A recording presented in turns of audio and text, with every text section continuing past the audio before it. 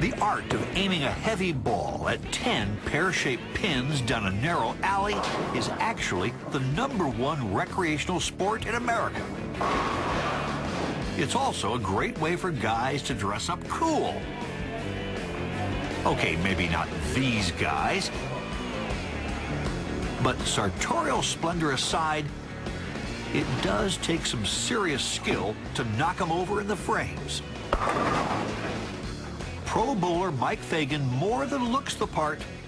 He can bowl strike after strike, seemingly with ease and certainly with style.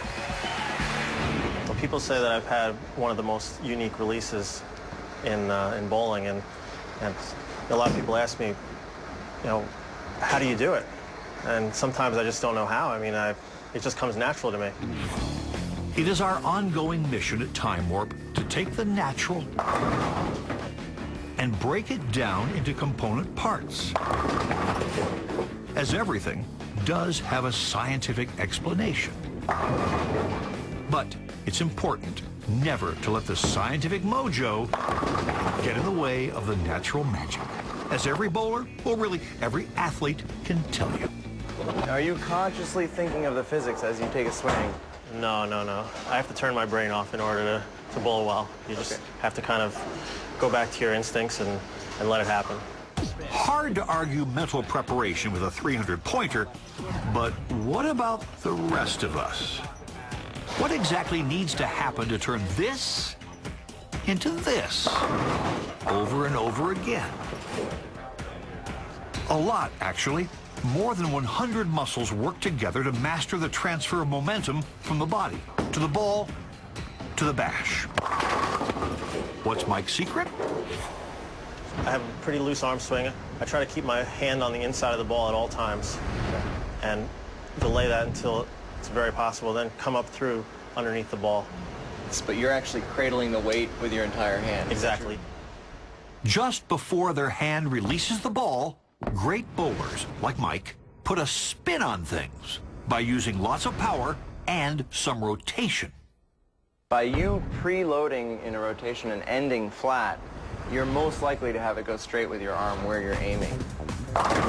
So, does knowing the laws of physics mean you can easily put them to use?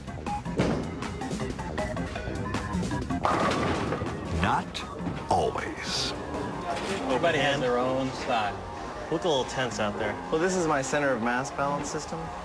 Sounds good in theory.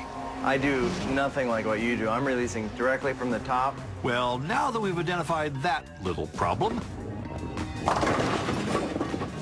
let's take a closer look at the journey of the ball itself. Beyond his technique, Mike relies on a thin coat of oil covering only the front portion of a lane.